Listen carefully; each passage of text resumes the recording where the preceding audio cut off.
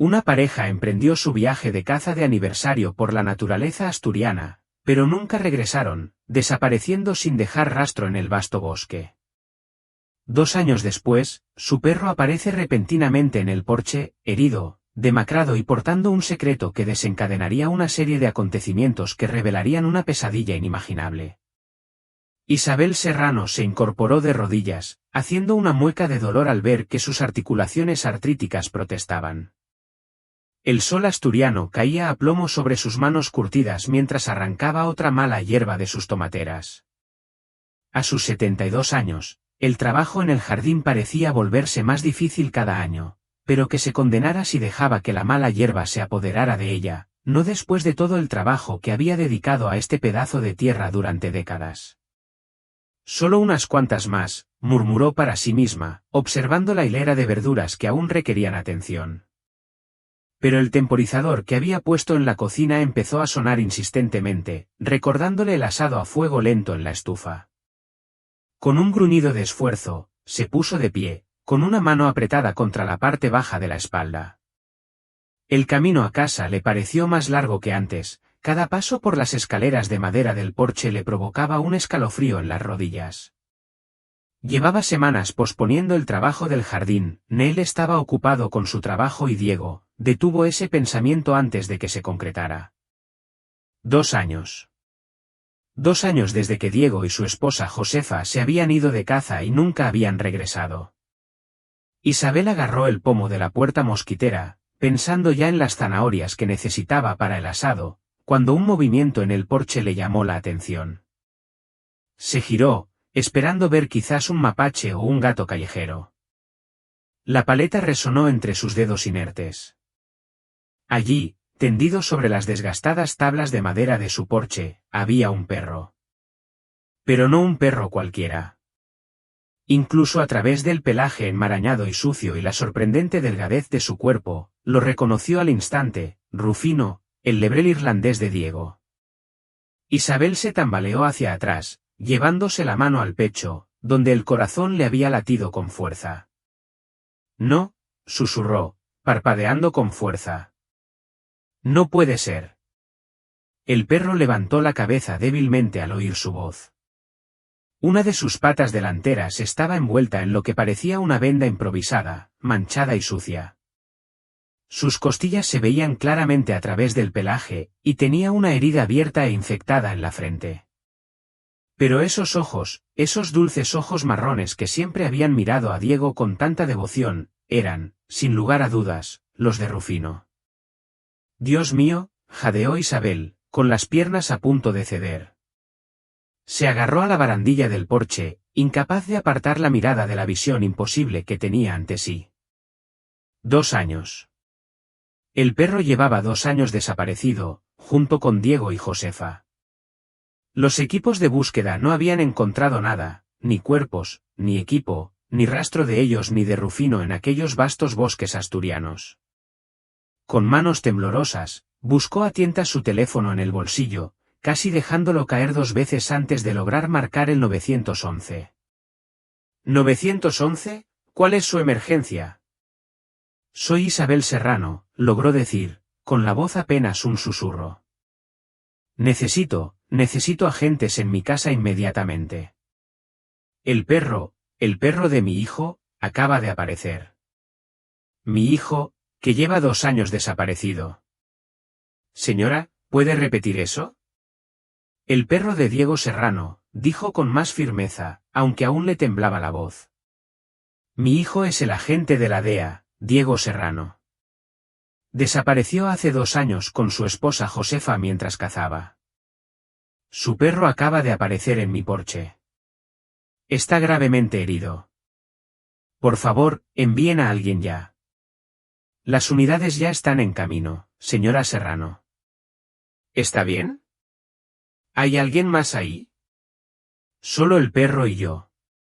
Apenas puede moverse. Oh Dios, ¿qué significa esto? ¿Dónde está mi hijo? Espere, señora. Los agentes llegarán enseguida. Isabel se dejó caer en los escalones del porche, sin apartar la vista de Rufino. La cola del perro golpeó débilmente contra las tablas, como si él también la reconociera. Quiso acercarse a él, consolarlo, pero sus piernas no le obedecían. Solo pudo mirarlo fijamente y susurrar: ¿Dónde está Diego, muchacho? ¿Dónde está mi hijo? El aullido de las sirenas se hizo más fuerte, y en cuestión de minutos, 2 patrullas llegaron a su entrada. Oficiales Morales y Benítez, los reconoció, habían participado en la búsqueda inicial cuando Diego desapareció. Señora Serrano, dijo el agente Morales con suavidad, acercándose lentamente. El perro levantó la cabeza débilmente al oír su voz. Jesús, eso es realmente. Es Rufino, confirmó Isabel, con lágrimas en los ojos. El perro de Diego. El oficial Benítez ya estaba en su radio, pidiendo unidades adicionales y un veterinario. Morales se arrodilló junto a Rufino, con cuidado de no asustarlo. Hola, muchacho, lo has pasado mal, ¿verdad? Miró a Isabel. Necesitamos que le den atención médica de inmediato, y la llevaremos a la comisaría, señora Serrano. Los detectives querrán hablar con usted enseguida. ¿Y qué hay de la búsqueda? Si Rufino está vivo, quizá Diego. Nos encargaremos de todo, le aseguró Morales. Primero concentrémonos en llevarte a ti y al perro a un lugar seguro. Llegaron más vehículos, una camioneta de control de animales con un veterinario, 2 patrullas más y un coche patrulla sin distintivos. Isabel observó cómo la veterinaria, una joven de manos delicadas, examinaba cuidadosamente a Rufino donde yacía. Desnutrición y deshidratación graves, murmuró la veterinaria. Tiene la herida de la cabeza infectada, y la pierna, alguien intentó vendarla, pero ya hace tiempo. Tenemos que llevarlo a la clínica de inmediato. Subieron a Rufino a una camilla especial, el perro gemía suavemente, pero estaba demasiado débil para resistirse. Isabel se encontraba en la parte trasera de la patrulla del agente Morales, camino a la comisaría. Su mente se llenaba de preguntas: ¿cómo había sobrevivido Rufino 2 años en el desierto? ¿Quién le había vendado la pierna? Y, lo más importante, ¿qué había pasado con Diego y Josefa? El edificio familiar de la comisaría apareció a la vista, pero se sentía surrealista, como si estuviera viendo la vida de otra persona. Los agentes le abrieron las puertas y la guiaron a una cómoda sala de interrogatorios, no las austeras salas de interrogatorio que había visto en televisión, sino un espacio más acogedor con sillas acolchadas y una cafetera en un rincón. Señora Serrano, soy la detective Valdés, se presentó una mujer de unos 40 años. Sé que esto debe ser abrumador, le traigo agua o café, ¿y dónde está el perro? Está siendo atendido por la doctora Hernández de la Clínica Veterinaria de Urgencias. Ella está con él ahora y nos pondrá al día en cuanto pueda, dijo el detective Valdés. Ahora mismo, necesito que me diga exactamente qué sucedió. Entraron más personas, detectives que reconoció del departamento de Diego en la DEA, oficiales uniformados que habían conocido a su hijo. La pequeña sala se llenó de rostros preocupados. Isabel relató cómo encontró a Rufino, con la voz cada vez más firme. Los detectives tomaron notas y le hicieron preguntas concienzudas. ¿Cuándo había visto al perro por última vez antes de hoy? ¿En qué estado se encontraba entonces? ¿Había notado algo inusual en su propiedad recientemente? Lo del vendaje en su pata, dijo pensativo el detective Valdés, no es algo que un perro pueda hacerse a sí mismo. Alguien lo ayudó, entonces. Alguien lo vio. Alguien sabe algo, dijo Isabel con urgencia. Ya estamos movilizando equipos de búsqueda, le aseguró otro detective. Empezaremos desde su propiedad y seguiremos hacia afuera, siguiendo cualquier rastro que el perro haya dejado. La doctora Hernández llegó entonces, todavía con su uniforme. ¿Está estable?, anunció. Isabel se desplomó aliviada. Sedado por ahora mientras tratamos sus heridas y le hacemos algunas pruebas. Ha pasado por un infierno, disculpen el lenguaje, pero es un luchador. Definitivamente alguien le brindó atención médica en algún momento, aunque no recientemente. Ese vendaje tiene al menos algunas semanas. ¿Cuándo podré verlo?, preguntó Isabel. Démosle unas horas de descanso. Se lo traeré en cuanto esté listo, dijo el veterinario, haciendo una pausa. Señora Serrano, es un perro muy duro. Pase lo que pase, luchó para volver. Isabel asintió, con nuevas lágrimas derramándose. Rufino había regresado, pero ¿dónde estaba su hijo? La sala de interrogatorios se había calentado con tantos cuerpos apiñados.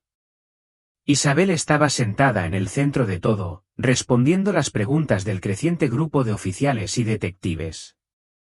La noticia se había extendido rápidamente por el departamento. El perro de Diego Serrano había regresado después de 2 años. Señora Serrano, piénselo bien, insistió el detective Valdés con suavidad. Antes de que Diego y Josefa fueran de caza, ¿mencionó algo inusual? ¿Alguna preocupación sobre su trabajo? ¿Había recibido amenazas? Isabel negó con la cabeza lentamente. Nada. Estaba entusiasmado con el viaje. Llevaban meses planeándolo. Su viaje de caza de aniversario, dijo que los bosques del norte eran perfectos para los ciervos en esta época del año. La puerta se abrió y entraron 3 oficiales más, incluyendo al teniente Marcus, con expresiones serias. Isabel se preparó, dándose cuenta de que el regreso de Rufino era solo el comienzo del misterio de lo que realmente les había sucedido a Diego y Josefa Serrano. Al menos, es sincero. El servicio empieza en 30 minutos en la parroquia de los Santos Mártires del Desierto. No está lejos de aquí, solo sigue la carretera principal hacia las montañas y gira a la izquierda en la gran cruz de madera. ¿Podrás mantenerte sobrio durante 30 minutos? Tomás Yagi consideró pedir solo una cerveza para calmarse, pero algo en la expresión de Marta lo hizo reconsiderarlo. Vale, vale. Nos vemos allí. De vuelta en su caravana, Tomás Yagi rebuscó entre sus pocas pertenencias algo apropiado para ir a la iglesia. Su camiseta más limpia aún estaba manchada y desgastada, pero tendría que servir. Se echó agua en la cara con una jarra de plástico, se peinó el cabello canoso con los dedos e intentó arreglarse. Mientras conducía hacia la parroquia de los Santos Mártires del Desierto, Tomás Yagi se preguntaba en qué se estaba metiendo. La iglesia era un edificio modesto con paredes de adobe y una sencilla cruz de madera sobre la entrada. Había varios coches aparcados en la grava, y podía ver gente vestida de domingo caminando hacia la puerta principal. Tomás Yagi aparcó su destartalada caravana junto a un sedán impecable y de inmediato se sintió incómodo por el contraste. Pero Marta apareció a su lado en cuanto salió, con el rostro radiante de bienvenida. Gracias por venir, Tomás Yagi, dijo, uniendo su brazo con el de él. Creo que esto podría ser justo lo que necesitas. En el interior, la luz de la tarde se filtraba a través de los sencillos vitrales, proyectando sombras de colores sobre los bancos de madera que habían sido escenario de décadas de culto y oración. La iglesia era modesta pero bien conservada, con paredes de adobe encaladas y un sencillo altar de madera adornado con flores frescas del desierto. Tomás Yagi siguió a Marta hasta un banco cerca del fondo, consciente de su ropa desgastada y del ligero olor a cerveza que probablemente aún le quedaba a pesar de sus intentos de limpiarse. Se desplomó en el duro asiento de madera, con los brazos cruzados, esperando con impaciencia a que terminara el servicio para poder reclamar la cerveza prometida. Cuando la congregación se puso de pie para el himno inaugural, Tomás Yagi se puso de pie a regañadientes, murmurando palabras que recordaba a medias de sus días en el internado. Cuando se sentaban, él se sentaba, cuando se arrodillaban, permanecía sentado, atrayendo algunas miradas de desaprobación que ignoraba. El sacerdote que se acercó al altar era un hombre de unos 50 años, de mirada amable y cabello canoso. Ese es el padre Muñoz, susurró Marta. Lleva aquí 15 años. Buen hombre, asintió Tomás Yagi distraídamente. Entonces algo le llamó la atención. Al otro lado de la habitación, justo debajo del altar, había un grupo de monjas que parecían algo diferentes a lo que esperaba. Se las señaló a Marta, quien siguió su mirada con interés. Normalmente las monjas no están, susurró, y llevan hábitos de otros colores, y más largos. Distintos a los de las monjas de esta iglesia. Parece que hoy hay algo especial. Las monjas vestían hábitos negros que les llegaban hasta el suelo, con el rostro parcialmente oculto por sus tocados. Había algo austero en su presencia, una severidad que le recordó a Tomás Yagi, incómodamente, el internado. Pero también había algo más, la mayoría parecían mujeres indígenas, sus rasgos le resultaban tan familiares que le hicieron sentir una opresión en el pecho con una emoción inesperada. El sermón del padre Muñoz inundó a Tomás Yagi como un ruido de fondo. Captó fragmentos sobre la fe y la perseverancia, sobre el plan de Dios que se revelaba de maneras inesperadas, pero su atención se desviaba constantemente hacia las monjas que permanecían en silencio junto al altar. Había algo en su quietud que parecía casi antinatural, como si fueran estatuas en lugar de mujeres vivas. Cuando el servicio estaba a punto de terminar, el padre Muñoz hizo un anuncio que despertó la atención de Tomás Yagi. Antes de despedirnos hoy, quiero informarles sobre una oportunidad especial. Las hermanas de las Hermanas Artesanales de Santa Dina visitan nuestra iglesia como parte de su gira anual por iglesias católicas de Extremadura. Están aquí para ofrecer oraciones de avivamiento y sanación, y todo aquel que sienta la necesidad de orar está invitado a recibirla. Marta le dio un suave codazo a Tomás Yagi. Deberías acercarte a las hermanas, dijo. Te haría bien. Tomás Yagi negó con la cabeza. Volvamos. Cumplí mi parte de la promesa. Bueno, entonces volvamos a la tienda, aceptó Marta. Pero al comenzar a caminar hacia la salida, el padre Muñoz se acercó. Reconoció a Marta y les sonrió con cariño. Marta, qué alegría verte. ¿Y a quién trajiste hoy? Marta presentó a Tomás Yagi, y el sacerdote le extendió la mano con genuina calidez. Es maravilloso tenerte aquí, Tomás.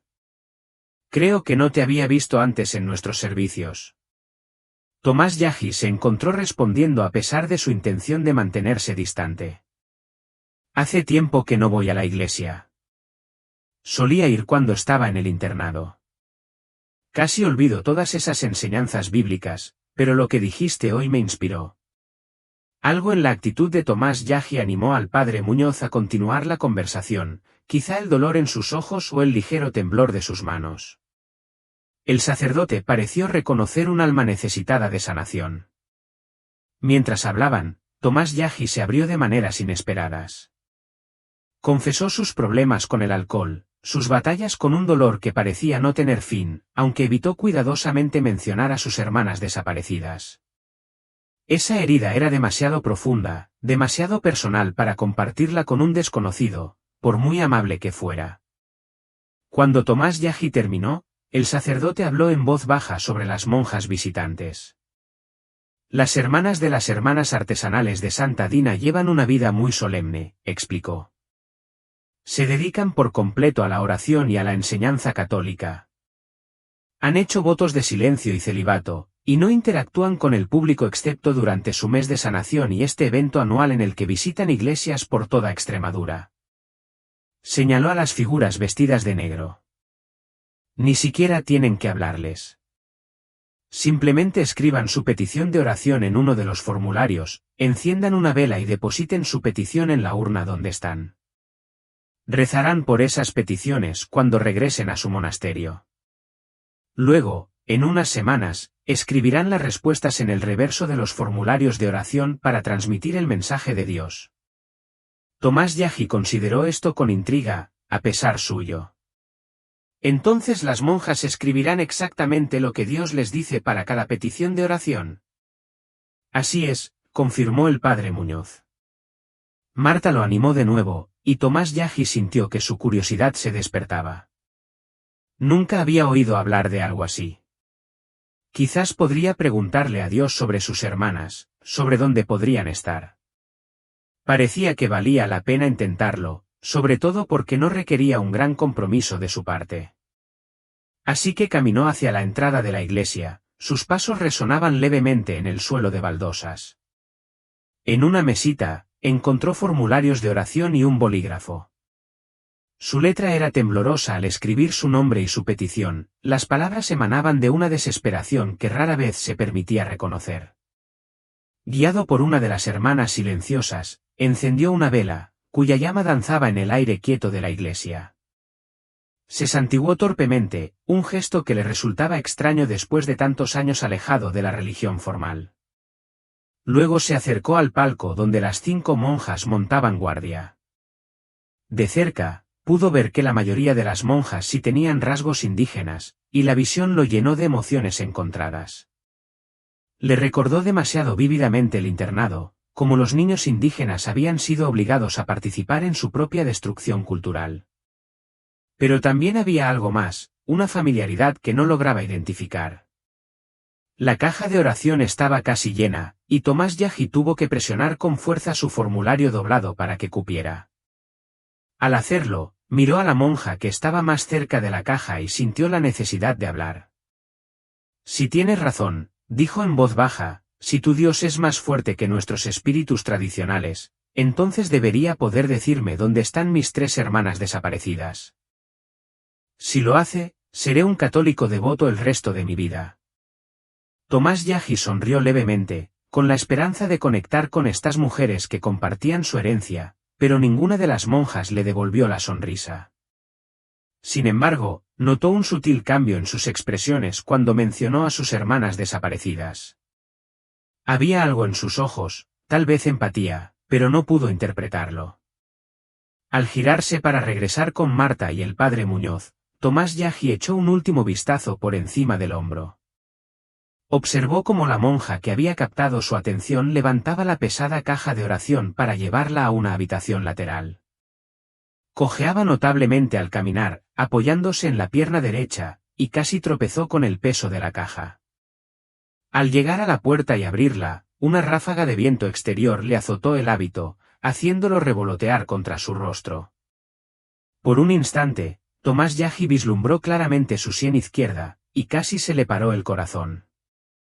Allí, parcialmente oculta por el hábito, había una cicatriz gruesa y elevada que recorría su patilla izquierda. La visión impactó a Tomás Yagi como un golpe físico. Naomi tenía una cicatriz en el mismo lugar, un recuerdo del día que intentó proteger a la pequeña Eva de una monja particularmente cruel que blandía una regla de madera. Tomás Yagi se enteró del incidente semanas después, cuando Naomi le susurró la historia después de la misa de la mañana, con la voz temblorosa por el recuerdo del dolor y el miedo. Tomás Yagi comenzó a llamar a su hermana, abriendo la boca para hablar, pero la puerta se cerró con un suave clic antes de que pudiera emitir un sonido. El momento pasó, dejándolo paralizado en medio del pasillo, con el corazón latiendo con una mezcla de esperanza e incredulidad. Otra hermana se le acercó y le hizo un gesto silencioso para que avanzara, señalando la pequeña fila que se había formado detrás de él. Tomás Yagi murmuró una disculpa y se obligó a ponerse de pie para llevarlo de vuelta a donde Marta y el padre Muñoz lo esperaban, dándole vueltas a la imposible posibilidad de haber visto a su hermana perdida. Tomás Yagi regresó a donde Marta y el padre Muñoz estaban cerca del altar, aún con la mente llena de pensamientos sobre lo que había presenciado. Disculpen la espera, dijo con voz un poco temblorosa. Vi a una de las monjas cojeando, y simplemente, me llamó la atención. Me recordó algo del pasado. La expresión del padre Muñoz se tornó preocupada. ¿Estás bien? Te ves pálido. Tomás Yagi respiró hondo, dándose cuenta de que había llegado el momento de compartir lo que había mantenido enterrado durante tanto tiempo. Padre, necesito decirle algo. Tenía 3 hermanas y llevan desaparecidas 40 años. Se las llevaron de nuestro internado, el internado indígena Santa Gertrudis en Cottonwood Bluffs. Los ojos del sacerdote se abrieron de par en par con compasión. ¿Se lo llevaron? ¿Qué pasó? Era 1945. Hubo una visita de prensa, reporteros tomando fotos de la escuela para mostrar lo bien que funcionaba el programa de asimilación. Después de ese día, Mis hermanas simplemente desaparecieron. Las autoridades escolares no me dijeron nada. Como seguí haciendo preguntas, me golpearon y me encerraron. Hizo una pausa, recuperando fuerzas. Años después, fui a ver cómo estaba el internado. Ahora está abandonado, cayéndose a pedazos, pero el dolor de perderlas nunca me ha abandonado. Las manos de Tomás Yagi temblaban levemente al hablar. Venimos de una familia navajo. Primero, nos separaron de nuestro padre cuando lo arrestaron por resistirse a la confiscación de tierras. Luego me separaron de mis hermanas. Las he estado buscando desde entonces, pero nunca he encontrado rastro de a dónde fueron. El padre Muñoz puso una mano suave sobre el hombro de Tomás Yagi. No puedo imaginar la angustia que has soportado todos estos años. ¿Qué consejo buscas? ¿Cómo perdono?, preguntó Tomás Yagi con la voz entrecortada. ¿Cómo supero todo esto, la ira, la pérdida? Bebo para olvidar, pero nunca se me va del todo. El padre Muñoz guardó silencio un momento, reflexionando cuidadosamente sobre sus palabras. ¿Han oído hablar alguna vez de Abraham en la Biblia?, preguntó finalmente. Esperó décadas a que Dios cumpliera su promesa de un hijo. Abraham tuvo que aprender a tener paciencia y fe, incluso cuando todo parecía perdido. A veces, el tiempo de Dios no coincide con el nuestro, pero sus respuestas llegan. El sacerdote señaló hacia el frente de la iglesia, donde Tomás Yagi acababa de presentar su petición de oración. Creo firmemente que deben esperar la respuesta de Dios a la oración que acaban de hacer. Muchos miembros de mi congregación han recibido respuestas de las hermanas siervas, y las han encontrado extraordinariamente precisas y significativas. Quizás así sea como Dios finalmente les hable de sus hermanas. Tomás Yagi sintió una chispa de esperanza, pero también tenía la mente llena de preguntas. Padre, ¿puede contarme más sobre estas monjas, las hermanas esclavas de Santa Dina? ¿Quiénes fundaron su orden y por qué la mayoría parecen ser mujeres indígenas? El comportamiento del padre Muñoz cambió notablemente. El fundador fue el padre Milfer. Falleció hace muchos años. Su hijo, el padre Milfer II, continúa el ministerio ahora. No se nos permite hablar de esto, son una misión sagrada. ¿Pero por qué la mayoría de las monjas son indígenas?, insistió Tomás Yagi. ¿Y dónde está su monasterio? Me gustaría visitarlas para comprender mejor su labor. El sacerdote negó con la cabeza con firmeza. No puedo dar información sobre la ubicación de su monasterio. Las hermanas siervas son un grupo misionero católico muy reservado y solitario. Operan lo que llaman un santuario para mujeres en oración y penitencia. Han hecho votos estrictos de silencio y practican una modestia extrema. Sin contacto, sin visitas, están completamente aisladas del mundo exterior, salvo por sus visitas anuales a la iglesia. Tomás Yagi presentía que había más que el padre Muñoz no le decía, pero el lenguaje corporal del sacerdote dejaba claro que la conversación había terminado. Marta dio un paso al frente, rompiendo el incómodo silencio. Bueno, Tomás Yagi, creo que es hora de cumplir mi parte del trato, dijo con una sonrisa. Se disculparon con el padre Muñoz y regresaron al estacionamiento. El calor de la tarde se reflejaba en la grava al llegar a sus vehículos. Nos vemos en la tienda, dijo Marta, subiéndose a su coche. Tomás Yagi conducía su caravana por las polvorientas calles de Peña susurrante, con la mente llena de pensamientos sobre todo lo sucedido. En la licorería, Marta cumplió su promesa, le entregó 8 botellas de cerveza con una amable advertencia: intenta no terminarte las 8 en un día, le dijo amablemente, y quizás podamos volver a la iglesia la semana que viene. Tomás Yagi asintió distraídamente, pensando todavía en la monja cojeando y su distintiva cicatriz. De vuelta en su caravana, vio un papel debajo del limpiaparabrisas. Lo sacó y vio que era un folleto que anunciaba la gira anual de las Hermanas Esclavas de Santa Dina, con un programa de visitas a varias iglesias de Extremadura durante las próximas semanas. Tomás Yagi dobló el volante sin leerlo detenidamente y abrió una de sus cervezas. Mientras arrancaba el motor de la caravana y daba un largo trago, pasó por delante de la parroquia de los Santos Mártires del Desierto una vez más. Esta vez vio a las 5 monjas salir de la iglesia y subir a una camioneta blanca sencilla. Un joven voluntario de la iglesia llevaba varias cajas, presumiblemente con las peticiones de oración, y las cargó en el compartimento trasero de la camioneta. La curiosidad eclipsó el plan original de Tomás Yagi de regresar a su estacionamiento habitual. Sacó el folleto de nuevo, con la esperanza de encontrar la dirección del monasterio, pero no contenía nada más que instrucciones para visitar las iglesias en su programa de visitas para ofrecer oraciones. Como el padre Muñoz se había negado a proporcionar la ubicación del monasterio, Tomás Yagi decidió seguir la camioneta y ver dónde vivían realmente estas misteriosas monjas. Su curiosidad se alimentaba en parte de la esperanza de descubrir más sobre la monja coja, pero más profundamente de la necesidad de comprender por qué tantas mujeres indígenas se habían unido a esta recluida orden católica. Quizás alguien allí había visto a sus hermanas, o tal vez incluso se habían unido a ella. Solo esperaba que esas mujeres hubieran encontrado una vida mejor que la que recordaba del internado. Era alrededor de la 1 de la tarde cuando Tomás Yagi empezó a seguir la camioneta fuera de Peña susurrante. Se mantuvo a una distancia considerable, manteniendo la distancia de varios autos entre ellos para evitar ser detectado. La camioneta se dirigió al este, hacia las montañas, y a medida que se alejaban del pueblo, el paisaje se volvía cada vez más desolado. Matorrales y hierbas amarillas se extendían hacia las cimas lejanas, interrumpidas solo por algún que otro poste de cerca desgastado o una finca abandonada.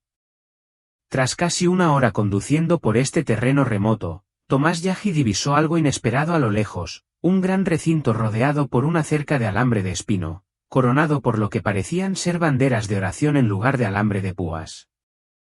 Una robusta puerta bloqueaba la entrada, y junto a ella se alzaba una pequeña caseta de vigilancia. Tomás Yagi se detuvo en la carretera y se estacionó detrás de un matorral desértico, observando cómo la camioneta blanca se acercaba a la puerta.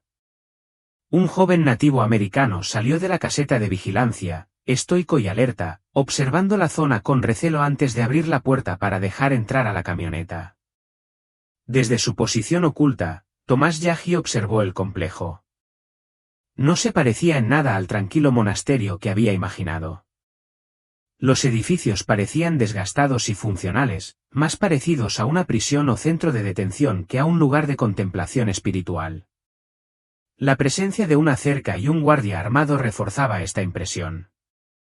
Mientras la puerta se cerraba tras la camioneta, Tomás Yagi permaneció oculto entre la maleza, con la cerveza calentándose en la mano mientras intentaba procesar lo que veía. Permaneció estacionado tras la maleza del desierto durante casi media hora, observando el recinto en busca de cualquier señal de actividad y considerando si debía acercarse al vigilante de la puerta. El sol de la tarde caía a plomo sobre el techo metálico de su caravana, pero afuera nada se movía tras la cerca metálica, salvo el ocasional ondear de las banderas de oración en el viento cálido. Mientras esperaba, Tomás Yagi metió la mano en un pequeño armario junto a su cama improvisada y sacó una vieja caja de puros de madera que había viajado con él durante 4 décadas. La caja estaba desgastada por el uso, con las esquinas redondeadas y el acabado descolorido, adquiriendo un tono marrón apagado. Dentro se encontraban los pocos objetos valiosos que había logrado rescatar de su antigua vida, los fragmentos de identidad que el internado no había podido destruir. Sus dedos temblaban ligeramente al levantar la tapa. El primer objeto era una colección de fotografías escolares frágiles, con los bordes agrietados y amarillentos por el tiempo. La mayoría mostraban grupos de niños con uniformes idénticos, con rostros solemnes y distantes. Pero había una foto que atesoraba por encima de todas, una foto espontánea de sus 3 hermanas sentadas juntas en las escaleras del dormitorio, tomada por un comprensivo trabajador de cocina que se la había dado en secreto. Bajo las fotografías yacía su posesión más preciada, una turquesa engastada en plata, colgada de un cordón de cuero que se había ablandado y oscurecido por el uso. Tomás Yagi levantó el colgante con cuidado, sintiendo su familiar peso en la palma de la mano. Su padre había hecho 4 colgantes idénticos, uno para cada uno de sus hijos, durante el invierno antes de que se los llevaran. La turquesa era de un azul intenso, como el de un petirrojo, con vetas de piedra más oscura que la recorrían como ríos antiguos. Tomás Yaji giró el colgante y trazó con la punta del dedo los símbolos navajo grabados en la parte posterior. Asquiyaji, susurró, su verdadero nombre, grabado en la escritura tradicional que lo conectaba con generaciones de antepasados. Su padre le había dicho que el colgante lo protegería y le ayudaría a recordar quién era realmente, sin importar lo lejos que se alejara de su hogar. El último objeto de la caja era un papel doblado que parecía basura, pero que tenía un valor incalculable para Tomás Yaji. Era un viejo menú de almuerzo de la cocina del internado, impreso en papel barato que, de alguna manera, había sobrevivido 40 años de manipulación cuidadosa. Pero no era el menú en sí lo que importaba, era lo que Tomás Yaji había dibujado en el reverso durante una de sus muchas noches de insomnio en el dormitorio. El boceto a lápiz estaba descolorido, pero aún nítido, sus 3 hermanas en un momento de rara ternura, con Naomi trenzando suavemente el largo cabello de Eva mientras Sara estaba sentada cerca, con la boca abierta cantando. Tomás Yaji siempre había tenido un don para el dibujo y el boceto, había sido su única vía de escape de la dura realidad de la vida en el internado. Había creado esta imagen de memoria tras una tarde en la que vio a sus hermanas juntas durante la capilla, y capturó un momento de amor y hermandad que la rígida disciplina del colegio no pudo suprimir por completo. Ahora, al comparar el boceto con su recuerdo de la monja cojeando en la iglesia, Tomás Yaji sintió que se le aceleraba el corazón. Los ojos tenían la misma forma, la boca tenía la misma curva suave. Y lo más revelador era la distintiva cicatriz en la sien izquierda. Naomi se la había hecho defendiendo a la pequeña Eva de una monja particularmente cruel que la golpeaba con una regla de madera. La herida había cicatrizado mal, dejando una marca gruesa y elevada que el tiempo no podía borrar. Su contemplación fue interrumpida por el sonido de la puerta del complejo al abrirse. Tomás Yaji levantó la vista y vio un coche más pequeño, un modesto sedán, que salía de las instalaciones. Al abrirse la puerta, vislumbró brevemente el patio interior. 2 figuras con hábitos negros estaban cerca del edificio principal, e incluso desde la distancia, Tomás Yaji pudo ver que se abrazaban. Una parecía secarse los ojos mientras la otra le acariciaba suavemente la espalda en un gesto de consuelo. Antes de que Tomás Yaji pudiera procesar lo que veía, apareció una tercera figura, alguien con ropa normal, y guió con firmeza a ambas monjas de vuelta al edificio. La puerta se cerró con un ruido metálico, impidiéndole ver. Tomás Yaji frunció el ceño, perturbado por lo que había presenciado. ¿Por qué lloraban las monjas en un supuesto santuario? Estaba seguro de que no estaba borracho, solo había tomado media cerveza, y no estaba alucinando. El sedán que se había marchado desaparecía en una curva, demasiado lejos para que Tomás Yaji pudiera seguirlo. En cambio, se colocó el colgante de turquesa sobre el cuello, dejándolo reposar contra su pecho, donde su padre lo había querido, y salió de su caravana. El camino hasta la puerta del recinto le tomó varios minutos a través del accidentado terreno desértico. Al acercarse, el joven vigilante navajo salió de su caseta de vigilancia, con la mano apoyada, casual pero significativamente, en lo que parecía ser una radio. No puede estar aquí, dijo el vigilante con firmeza. Esto es propiedad privada. Prohibido el acceso público. Tomás Yaji levantó las manos pacíficamente. No busco problemas, hermano. Solo quiero saber si este es realmente el monasterio de las doncellas de Santa Dena. Quisiera hablar con el padre Milford II. El vigilante entrecerró los ojos. ¿Quiénes son y por qué buscan al padre Milford? Su oficina no está aquí. Está en Santa Dorotea. Aquí solo viven las hermanas. En lugar de responder directamente, Tomás Yaji sacó el colgante de turquesa de debajo de su camisa, dejándolo reflejar la luz de la tarde. La expresión del vigilante cambió de inmediato al reconocer la artesanía tradicional navajo y los símbolos sagrados tallados en la montura de plata. Se miraron durante un largo instante, dos hombres indígenas de pie en el desierto, ambos comprendiendo el significado de lo que colgaba del cuello de Tomás Yahi.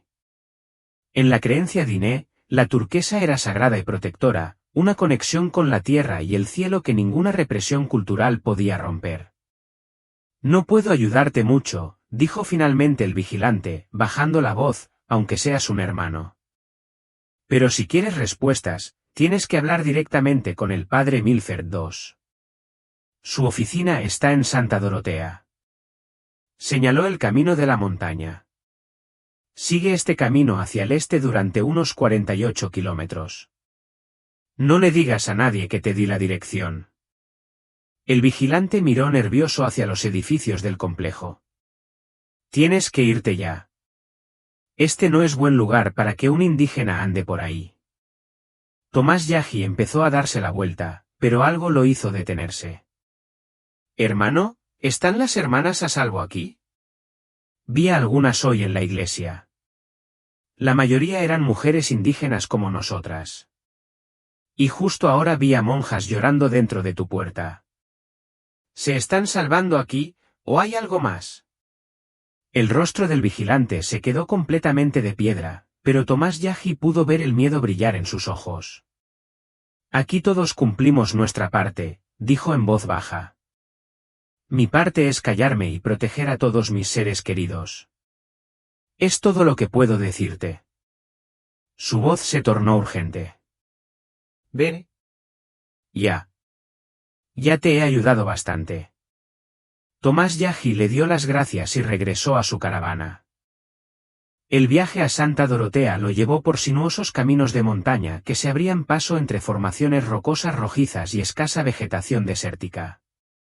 A medida que su caravana ascendía, el aire se volvía ligeramente más fresco, aunque el sol de la tarde aún brillaba con una intensidad implacable.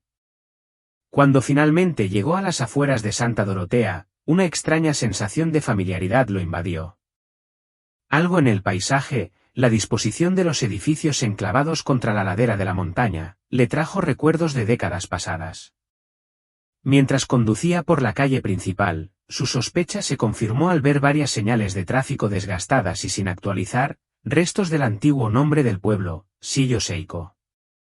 Tomás Yahi se detuvo y se quedó mirando uno de los viejos letreros, mientras los recuerdos lo asaltaban. Había estado allí hacía 20 años, durante su desesperada búsqueda de sus hermanas, que lo había llevado por todo el suroeste. En aquel entonces, conoció a un hombre amable, un investigador o científico, que recolectaba muestras de plantas en las montañas. Tomás Yahi exploraba un estrecho cañón tras un rumor sobre niños indígenas desaparecidos cuando casi cayó en un profundo abismo. El desconocido lo agarró del brazo y lo puso a salvo, probablemente salvándole la vida. El recuerdo era agridulce, un recordatorio de los pocos momentos de bondad humana que había encontrado durante sus largos años de búsqueda. Pero lo dejó a un lado, concentrándose en su misión actual, necesitaba encontrar la oficina del padre Milford II. La caravana de Tomás Yahi se estaba quedando sin gasolina, y en su billetera apenas tenía dinero para llenar el tanque para el viaje de regreso a Peña Susurrante. Consideró comprar un mapa local en una gasolinera, pero decidió que no podía permitirse el gasto. En cambio, se detuvo en varios negocios para preguntar por direcciones, describiendo la dirección que le había dado el vigilante. Tras casi una hora buscando y preguntando, Tomás Yahi finalmente localizó el edificio. Estaba en una tranquila calle residencial a las afueras del pueblo, y se le encogió el corazón al ver el mismo sedán que había salido del complejo antes, estacionado justo enfrente. El edificio en sí no era lo que Tomás Yahi esperaba de una oficina religiosa. Más que un edificio administrativo formal de una iglesia, era una modesta casa de una sola planta con paredes de adobe y techo de tejas rojas, el tipo de residencia que podría pertenecer a cualquier familia de clase media de la zona. Tomás Yahi estacionó su caravana al otro lado de la calle y observó el sedán. A través de las ventanas, pudo ver que estaba vacío, aunque el capó del motor sugería que había sido conducido recientemente. Se tocó el colgante de turquesa que llevaba en el cuello para armarse de valor y se acercó a la puerta principal de la casa. Su plan era sencillo, preguntarle directamente al padre Milford II sobre las mujeres indígenas de su monasterio. Si el sacerdote llevaba años trabajando con comunidades nativas, quizá había oído algo sobre 3 hermanas que habían desaparecido de un internado hacía décadas. Era una apuesta arriesgada, pero Tomás Yagi había aprendido a seguir todas las pistas posibles. Llamó con firmeza a la puerta de madera, esperando a que alguien abriera. En cambio, la puerta se movió ligeramente bajo la presión de sus golpes, abriéndose unos centímetros hacia adentro. La casa estaba abierta. «¿Hola?», gritó Tomás Yagi, abriendo la puerta del todo. «Padre Milford, estoy aquí por el monasterio. ¿Podemos hablar?». No hubo respuesta desde el interior de la casa. Tomás Yagi dudó, sabiendo que técnicamente estaba invadiendo la propiedad, pero algo en la situación le parecía extraño. La puerta sin llave y el silencio absoluto sugerían problemas. Entró, sin dejar de gritar mientras entraba en una modesta sala de estar con muebles sencillos y obras de arte religioso en las paredes. Fue entonces cuando notó las manchas de tierra en el suelo, largas manchas de barro y polvo que se extendían desde la puerta principal hacia el interior de la casa, como si alguien hubiera sido arrastrado. «¿Hola? ¿Hay alguien aquí?», preguntó Tomás Yagi de nuevo, siguiendo el rastro de tierra por un pasillo estrecho. Las rayas iban acompañadas de lo que parecían arañazos rojos en las paredes blancas, marcas que podrían haber sido de uñas agarradas. El sendero lo condujo a través de la casa hasta una puerta trasera parcialmente abierta a la naturaleza que se extendía detrás de la propiedad. Justo afuera, excavada en la roca natural. La formación de la ladera de la montaña consistía en unas escaleras de piedra que descendían a lo que parecía una bodega o cueva subterránea, el tipo de espacio que podría usarse para almacenar vino, pensó inicialmente Tomás Yagi. Pero entonces oyó sonidos que le helaron la sangre, una voz de mujer llorando y suplicando, el chasquido de lo que parecía un látigo o una correa de cuero, y, por debajo, la voz de un hombre recitando pasajes bíblicos con un tono a la vez ferviente y amenazador. El Señor castigará a los malvados y derribará a los dioses falsos. La disciplina purifica el alma y vence a los espíritus paganos que corrompen a los fieles. Tomás Yagi se acercó sigilosamente a la entrada de la cueva, con el corazón latiéndole con fuerza. A través de la entrada de piedra, pudo ver la luz parpadeante de las velas y movimiento, sombras danzando contra las paredes rugosas. Los gritos de la mujer se volvieron más desesperados, acentuados por el sonido de los golpes. Cuando Tomás Yagi vio una figura con hábitos religiosos subiendo las escaleras, supo que se había topado con algo mucho más siniestro de lo que imaginaba. Este no era un lugar sagrado de oración y contemplación, sino un lugar de tortura y abuso. Tomás Yagi se dio la vuelta y echó a correr, atravesando la casa con la mayor rapidez y sigilo posible, hasta llegar a la puerta principal.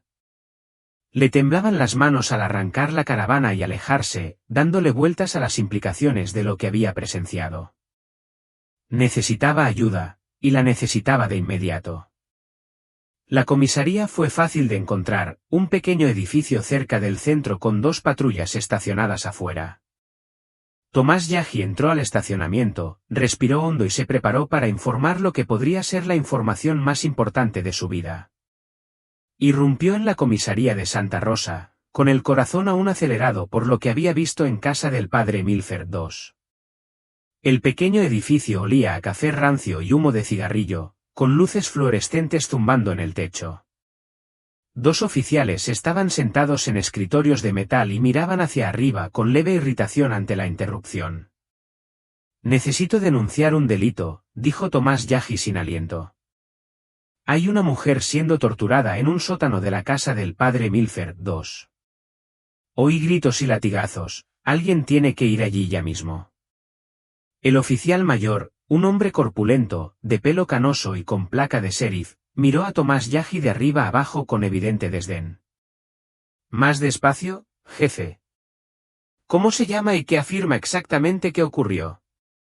Tomás Yagi explicó rápidamente lo que había presenciado, las manchas de tierra, los arañazos rojos en las paredes, los sonidos espantosos que provenían de la cámara subterránea. Mientras hablaba, Veía cómo las expresiones de los oficiales se volvían cada vez más escépticas. «¿Hueles a alcohol?», interrumpió el sheriff, arrugando la nariz. «¿Cuánto has bebido hoy?» «Me tomé una cerveza hace horas», protestó Tomás Yagi. «Ese no es el punto, hay una mujer lastimada ahora mismo, y tú necesitas». «Espere», intervino el oficial más joven. ¿Se refiere al padre Milford II, el sacerdote católico? Sí, insistió Tomás Yagi. Mira, sé cómo suena esto, pero vi. El sheriff se levantó bruscamente, con el rostro enrojecido de ira. Escúchame, navajo loco. El padre Milford II es uno de los hombres más respetados de este pueblo. No mataría ni una mosca, y mucho menos torturaría a nadie. ¿Y esas monjas de las que hablas? Están todas a salvo en su monasterio en las montañas. Nadie las ha visto nunca en el pueblo, y mucho menos en un sótano. Tomás Yagi sintió que su desesperación crecía. Por favor, envíen a alguien a revisar la casa, tardarán 5 minutos en verificarlo. Esa es una acusación muy grave, dijo el sheriff con voz amenazante. Se refiere a allanamiento de morada en propiedad privada, a calumniar a un hombre de Dios. Admite haber entrado en su casa sin permiso, podría detenerlo por allanamiento. No entré a la fuerza, insistió Tomás Yagi. La puerta no estaba cerrada con llave y oí a alguien en apuros. ¿No tienes la obligación de investigar? El sheriff se acercó a un estante donde se exhibían artículos religiosos, una cruz de madera, una estatua de la Virgen María, rosarios y fotografías enmarcadas. Tomó 2 fotos y se las ofreció a Tomás Yagi para que las viera. Este es el padre Milford, el fundador de la misión, dijo el sheriff, señalando la primera foto. Murió hace unos 15 años. Y este, señaló la segunda foto, es su hijo, el padre Milford II, quien continúa la santa obra de su padre. A Tomás Yagi se le heló la sangre al contemplar la segunda fotografía. El rostro que lo miraba era, sin lugar a dudas, el mismo hombre de su preciado recorte de periódico, el sacerdote que había estado detrás de sus 3 hermanas en el pórtico de la capilla hacía 40 años, ahora mayor, con canas y arrugas más profundas, pero sin duda la misma persona. Este pueblo ha gozado de paz desde que el padre Milford II recibió la revelación de que Dios quería que cambiáramos nuestro nombre de Selico a Santa Rosa, continuó el sheriff con reverencia. Desde entonces, hemos tenido la tasa de criminalidad más baja del condado. Ese hombre es prácticamente un santo. Tomás Yagi se dio cuenta, con creciente horror, de que las fuerzas del orden locales, en esencia, veneraban al padre Milford II. Cualquier acusación contra el sacerdote sería desestimada automáticamente, independientemente de las pruebas. La voz del sheriff se volvió fría y tajante. Te lo advierto una última vez, vete de este pueblo y no regreses. Si vuelves a hacer una acusación tan disparatada como esta, haré que te detengan por alteración del orden público y denuncias falsas. Sal de aquí antes de que cambie de opinión sobre dejarte ir. Tomás Yagi salió de la comisaría con las manos temblorosas por la adrenalina y la frustración. En su caravana, intentó respirar con calma y pensar con claridad. Las autoridades locales eran inútiles, peor que inútiles, estaban cegadas por la devoción al sacerdote. Necesitaba la ayuda de alguien en quien pudiera confiar. Tomás Yagi condujo hasta la gasolinera más cercana y encontró un teléfono público afuera. De la guantera sacó una agenda desgastada y hojeó las páginas hasta encontrar el número que buscaba, Claudio Yacci, el investigador cuya vida había salvado 20 años atrás en estas mismas montañas. Con dedos temblorosos, Tomás Yagi marcó el número y esperó respuesta. El teléfono sonó 3 veces antes de que una voz familiar respondiera. ¿Yacci? Soy Claudio, él es Tomás Yagi, Tomás Redelk. Nos conocimos hace unos 20 años cerca de Selico, estabas investigando en las montañas. No sé si te acuerdas de mí. Hubo una pausa. ¿Tomás Yagi? Jesús, ¿de dónde llamas? ¿Sigues por aquí? Estoy en Santa Rosa, dijo Tomás Yagi. Me di cuenta de que le cambiaron el nombre a Selico. Claudio, necesito tu ayuda. Sigo buscando a mis hermanas y creo que he encontrado algo. Hay un sacerdote católico llamado Padre Milford II, y lo vi torturar a una mujer en un sótano de su casa. La voz de Claudio se tornó escéptica. Tomás Yagi, esa es una acusación grave. ¿Estás seguro de lo que viste? Hablo en serio. Interrumpió Tomás Yagi, con la voz cada vez más desesperada. Escuché a una mujer gritar, el sonido de los azotes, y a un sacerdote recitando versículos de la Biblia sobre castigar a los paganos. Cuando intenté denunciarlo a la policía local, me despidieron por completo. ¿Adoran a este sacerdote? Me dijeron que me fuera del pueblo o me arrestarían. Mira, no sé. Tomás Yagi, el tono de Claudio se suavizó, hace 20 años me salvaste la vida. Te dije que si alguna vez necesitabas algo, podías llamarme. ¿Dónde estás ahora? Tomás Yagi tranquilizó la voz. Gasolinera a las afueras del pueblo. La carretera principal que atraviesa Santa Rosa, la gasolinera Chevron. Estaré allí en 10 minutos. No te muevas. Fiel a su palabra, Claudio llegó rápidamente en una camioneta polvorienta. Ya era mayor, su cabello casi canoso, su rostro curtido por 2 décadas de sol del suroeste, pero Tomás Yagi lo reconoció de inmediato. Claudio bajó de su camioneta y se acercó al teléfono público donde lo esperaba Tomás Yagi. Cuéntamelo todo, dijo Claudio sin preámbulos. Tomás Yagi relató toda la historia, el servicio religioso, la monja cojeando con la cicatriz distintiva, el seguimiento de la camioneta hasta el complejo, el encuentro con el vigilante, y finalmente, presenciar la tortura en casa del padre Milford. Mientras hablaba, vio cómo la expresión de Claudio pasaba del escepticismo a la preocupación y finalmente a la alarma. La policía local no ayudará, concluyó Tomás Yagi. Están prácticamente en el bolsillo de este sacerdote. Cuando vi su foto en la comisaría, lo reconocí por una foto de periódico que he llevado conmigo durante 40 años. Es el mismo sacerdote que estaba en el internado de mi hermana el día que desaparecieron. Claudio asintió con gravedad. Tienes razón sobre la policía local. 2 hombres navajos acusando a un respetado sacerdote católico, claro que no actuarán. Pero tenemos otras opciones. Necesitamos contactar al Departamento de Policía de la Nación Navajo. Tienen jurisdicción cuando los delitos involucran a miembros de la tribu y pueden obligar a las autoridades locales a actuar. ¿Conoces a alguien allí? Mi primo Joe trabaja en la policía tribal, continuó Claudio.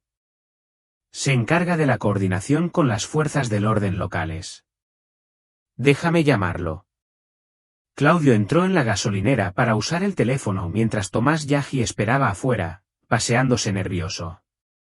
El sol comenzaba a ocultarse tras las montañas del oeste, proyectando largas sombras sobre el paisaje desértico. Cada minuto que pasaba significaba más sufrimiento potencial para quienquiera que estuviera retenido en esa cámara subterránea. Después de 15 minutos, Claudio salió con una expresión sombría. Joe viene en camino con un equipo, dijo. Este tipo de situación, que involucra instituciones religiosas y miembros de la tribu desaparecidos, requiere una investigación inmediata. Nos encontrarán en la casa del sacerdote, pero Joe nos advirtió que nos quedáramos atrás, nos escondiéramos y dejáramos que ellos se encargaran. Volveremos allá, dijo Tomás Yagi. Necesitamos ser testigos. ¿Y si esta mujer realmente es mi hermana? Claudio dejó la frase sin terminar. No sé si es tu hermana, pero necesita ayuda. Decidieron tomar la camioneta de Claudio en lugar de la llamativa caravana de Tomás Yagi.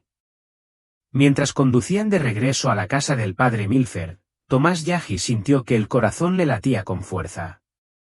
Tras 40 años de búsqueda, quizá por fin tuviera respuestas, aunque las circunstancias eran más terribles de lo que había imaginado.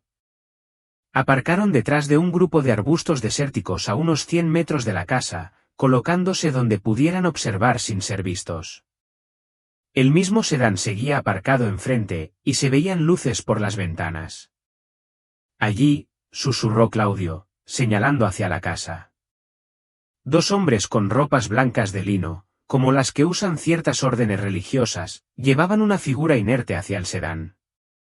Incluso desde lejos, Tomás Yagi pudo ver que la mujer vestía el hábito negro de monja. Su cabeza se apoyaba en el hombro de uno de los hombres, y se veían manchas oscuras en su ropa y en las ropas blancas de los hombres. «¿Sangre?», suspiró Tomás Yagi. «Mírale la cara, tiene la nariz y las mejillas manchadas de sangre, y parece estar casi inconsciente». Los hombres luchaban por sostenerla mientras se acercaban al coche, con la clara intención de transportarla a algún lugar. Antes de que pudieran subirla al vehículo, el sonido de sirenas que se acercaban resonó en el aire del desierto. Los dos hombres se quedaron paralizados, mirando frenéticamente a su alrededor cuando aparecieron 3 vehículos en la carretera, 2 unidades del Departamento de Policía de la Nación Navajo y una camioneta sin distintivos. «Ese es Joe», dijo Claudio, señalando a un hombre alto que bajaba del vehículo delantero. Tomás Yagi y Claudio salieron de su escondite y se acercaron al lugar. Claudio le indicó a Tomás Yagi que se acercara a su primo, un hombre serio de unos 40 años que vestía uniforme de policía tribal. El enfrentamiento que siguió fue tenso y caótico. El padre Milford II salió de la casa con el rostro lleno de indignación mientras se enfrentaba a los oficiales tribales. Era exactamente como Tomás Yagi lo recordaba de la foto del periódico, aunque mayor y con ropa de civil manchada con lo que parecía ser sangre. «Esta es propiedad privada de la Iglesia Católica», declaró el padre Milford. «No tienen jurisdicción aquí. Esta mujer es miembro de nuestra comunidad religiosa y recibe consejería espiritual». «Señor, tenemos informes de agresión y posible secuestro de miembros de la tribu», respondió Joe con firmeza. «Necesitamos hablar con esta mujer y examinar las instalaciones». En cuestión de minutos, llegó la policía local de Santa Rosa, obligada a responder ante la presencia de las autoridades tribales. El sheriff que había despedido previamente a Tomás Yagi parecía mortificado al verse envuelto en una confrontación jurisdiccional que involucraba a su querido sacerdote. El padre Milford continuó protestando, alegando santuario religioso e insistiendo en que la cámara subterránea era simplemente una bodega para la Sagrada Comunión. Pero cuando los oficiales tribales ayudaron a la mujer herida a bajar del coche, su estado se volvió innegable. Estaba tan débil que no podía mantenerse en pie, tenía la cara cubierta de sangre y sus hábitos estaban desgarrados y manchados. Tomás Yagi se acercó, con el corazón latiendo con fuerza mientras observaba el rostro de la mujer. A pesar de las heridas y el paso de 4 décadas, la reconoció de inmediato, la distintiva cicatriz en su sien izquierda, la forma de sus ojos, la forma en que sostenía la boca incluso con dolor. «Eli», llamó, usando su nombre navajo. «Naomi». La cabeza de la mujer giró débilmente al oír el sonido, y cuando sus ojos lograron enfocarse en el rostro de Tomás Yagi, jadeó. Rompiendo su voto de silencio por primera vez en 40 años, habló en navajo vacilante. «Hermano Aski Yagi, Tomás Yagi». Todos los presentes, policías, autoridades tribales, incluso el padre Milford, se quedaron mirando en silencio, conmocionados. Tomás Yagi dio un paso al frente, con lágrimas corriendo por su rostro. «Esta es una de mis 3 hermanas desaparecidas», anunció al grupo reunido. «Desapareció del internado indígena Santa Gertrudis hace 40 años. Se llamó de inmediato a los servicios de emergencia médica. La policía y los oficiales tribales registraron la casa y la cámara subterránea, regresando 20 minutos después con el padre Milford y sus 2 asistentes esposados. Mientras lo llevaban a una patrulla, el sacerdote se volvió hacia Tomás Yagi con un odio venenoso en la mirada. «Tus falsos dioses ancestrales son impotentes contra la verdadera fe», espetó. «Tus creencias paganas corrompen las almas puras que intentaba salvar. Un oficial colocó una mano firme sobre la cabeza del padre Milfer y lo empujó al asiento trasero antes de que pudiera decir más. Cuando llegó el equipo médico, comenzaron a examinar a Naomi con su consentimiento. «Ya no soy monja», les dijo con firmeza. «Hagan lo que tengan que hacer». Los paramédicos descubrieron marcas recientes de latigazos en su espalda, brazos y piernas, claros indicios de maltrato prolongado y sistemático. Mientras le administraban sueros intravenosos a Naomi, Joe se acercó a Tomás Yagi y Claudio, quienes estaban cerca de la ambulancia. «Registramos esa cámara subterránea», dijo Joe con el rostro sombrío. «Es profundamente perturbador. Había vino de comunión ahí abajo, y parece que la obligaba a beberlo mientras la golpeaba. Pero eso no es lo más extraño». Naomi, al oírlo, asintió débilmente. «Nos hacía beber vino para abrir nuestros espíritus y recibir mensajes divinos. Cuando no podíamos dar las respuestas que quería, nos castigaba. Hay una gran estatua de la Virgen María con el Niño Jesús», continuó Joe, «pero también hay un pequeño espacio para rituales espirituales tradicionales navajos. Es como si estuviera mezclando creencias indígenas con el catolicismo». Naomi lo confirmó con una risa amarga. «Nos vimos obligados a responder a peticiones de oración individuales, como la que presentaste en la iglesia. Él creía que las mujeres indígenas tenían conexiones especiales con los mundos espirituales y se comunicaban mejor con la Virgen María». Claudio negó con la cabeza con disgusto. «Esto está mal en muchos sentidos. Solo las monjas indígenas fueron golpeadas». Naomi continuó, con la voz cada vez más clara. «A las monjas blancas nunca las tocó.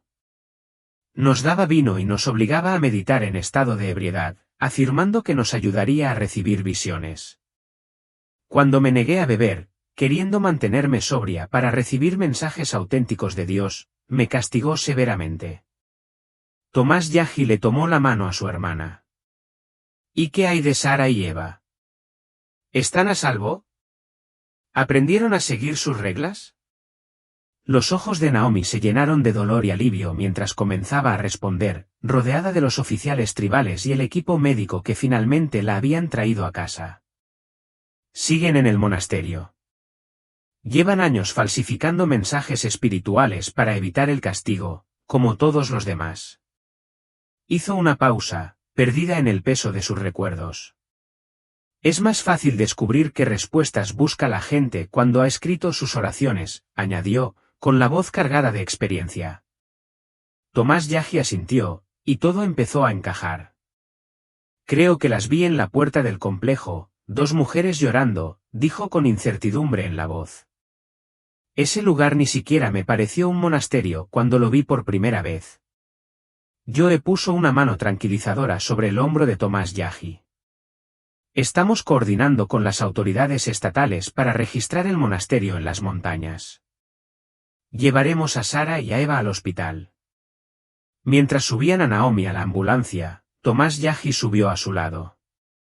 Claudio la siguió en su camioneta mientras se dirigían al centro médico regional, con las sirenas aullando en la tarde desértica. La sala de espera era un espacio estéril lleno de incómodas sillas de plástico y el olor antiséptico que impregna todos los hospitales. Tomás Yagi estaba sentado junto a Claudio, ambos hombres aún procesaban la magnitud de lo que acababa de ocurrir. Naomi fue trasladada de urgencia a urgencias inmediatamente después de su llegada. El equipo médico trabajó con rapidez para evaluar sus lesiones y eliminar el alcohol de su organismo.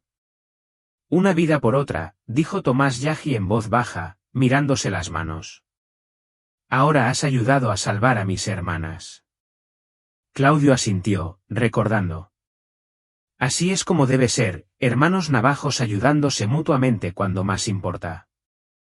Pasaron la siguiente hora poniéndose al día sobre las décadas transcurridas. Claudio había continuado su investigación botánica y finalmente se estableció en Albuquerque con su esposa y sus dos hijos. Siempre se había preguntado qué había sido del hombre desesperado que había rescatado en las montañas, el que buscaba a sus hermanas desaparecidas con tanta determinación. «Nunca dejé de buscar», admitió Tomás Yagi.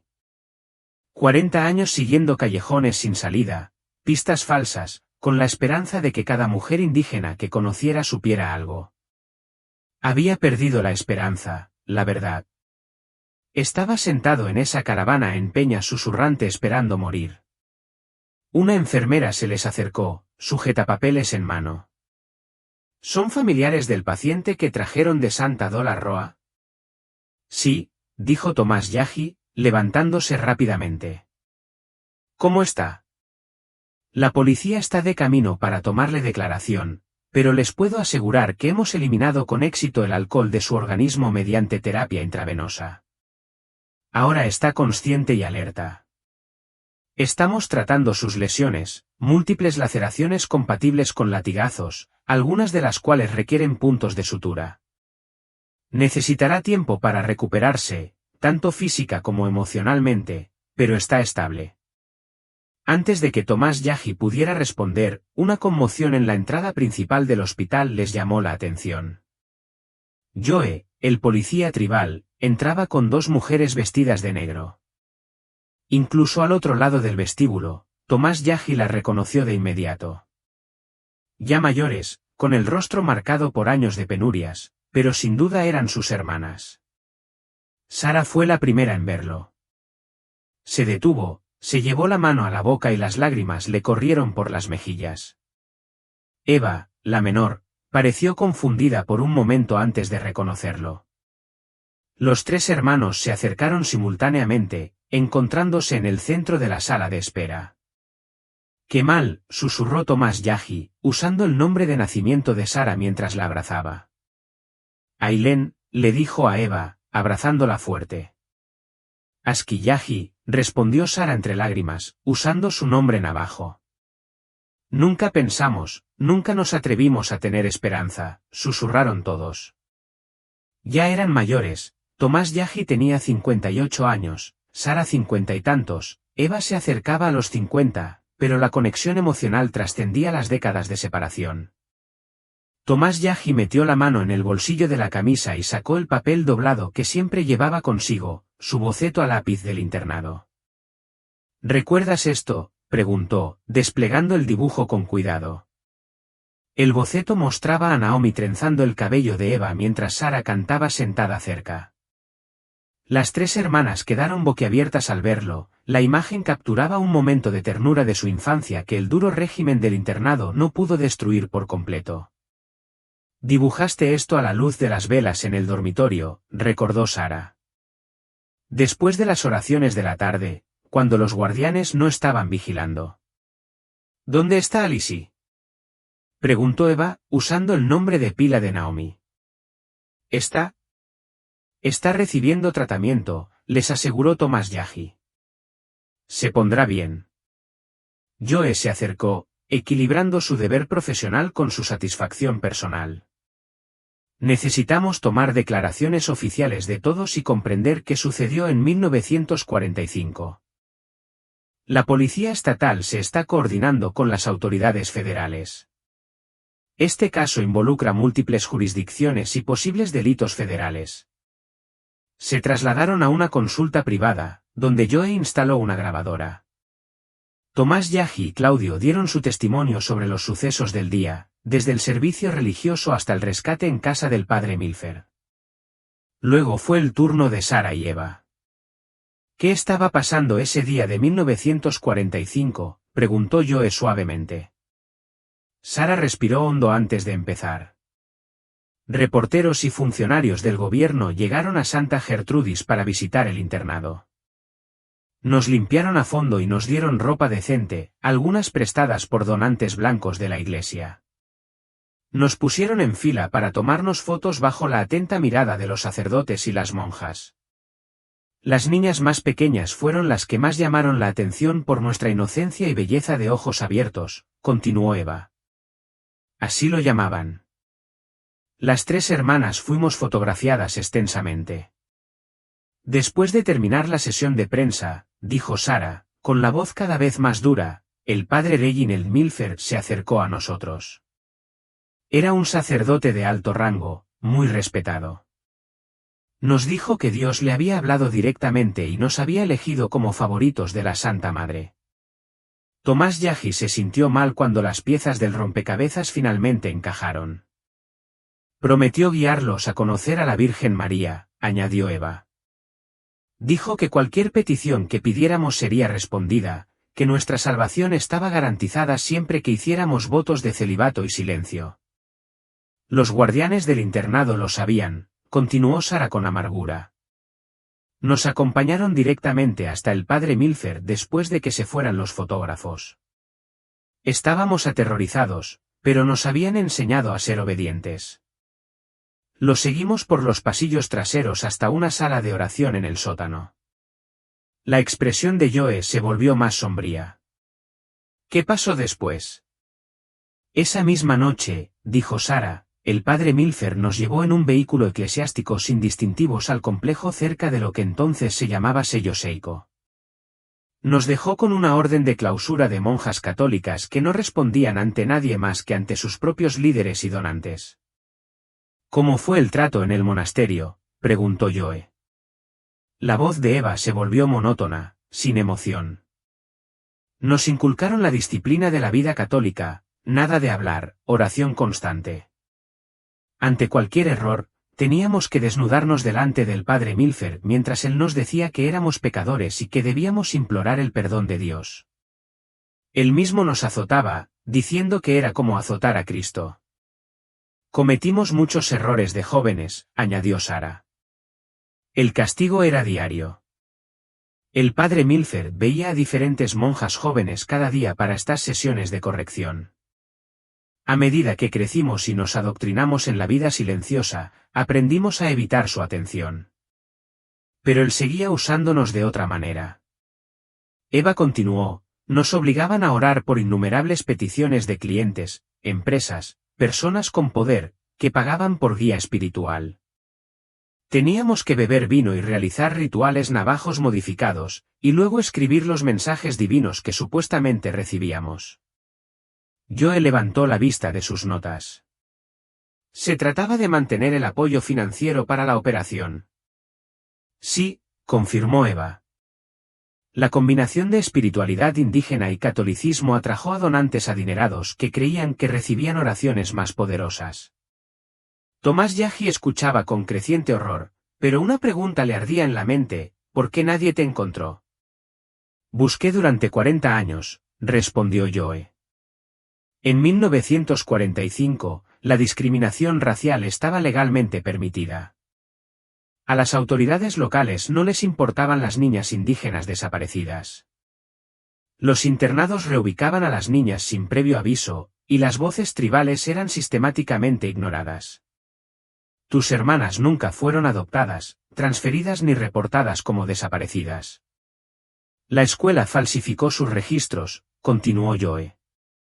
Afirmaron que las niñas se habían reunido con sus familiares, ubicadas con una familia cristiana blanca. Con sus padres muertos y su padre en prisión, nadie tenía la autoridad ni los recursos para refutar la versión oficial. Guardé esa foto del periódico todos estos años, dijo Tomás Yahi, sacando el recorte desgastado. Sospeché de los periodistas, de los funcionarios del internado, de cualquier depredador que pudiera haber visto el artículo. Nunca sospeché del sacerdote. Una enfermera apareció en la puerta. La paciente de la habitación 12 pregunta por su familia. Está lista para recibir visitas. Encontraron a Naomi sentada en la cama, con aspecto frágil pero alerta.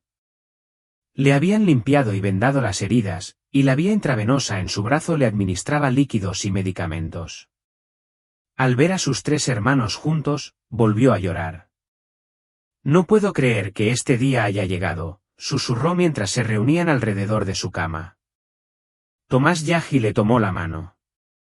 Estábamos tan unidos esta mañana en la iglesia. Estabas ahí mismo, junto a la caja de oración. Si tan solo lo hubiera sabido. Naomi le apretó los dedos. Dios obra de maneras misteriosas, ¿verdad? Ya sea el Dios católico, nuestros espíritus ancestrales o ambos, nos reencontraron. Recibiste respuesta a tu oración, Tomás Yahi, no con palabras escritas, sino con hechos. Eva pareció pensativa. Sigo creyendo en la doctrina católica, dijo en voz baja. Pero esta gente, el padre Milford y sus seguidores, pervirtió todo lo que decía representar, incluso contradijo sus propias enseñanzas. Usaron la religión para justificar el abuso y la explotación. Tomás Yahi asintió lentamente. Quizás, después de que todos se recuperen, podamos aprender juntos el camino correcto. Debe haber una forma de fe que no nos obligue a abandonar nuestra identidad como navajos. Pero ahora mismo, estoy convencido de que Dios, como sea que lo entendamos, ha respondido a mi oración. Mientras los 4 hermanos estaban sentados juntos en la habitación del hospital, 3 generaciones de trauma y separación finalmente comenzando a sanar, Tomás Yahi sintió algo que no había experimentado en 40 años, esperanza en el futuro y la profunda paz que proviene de las oraciones respondidas.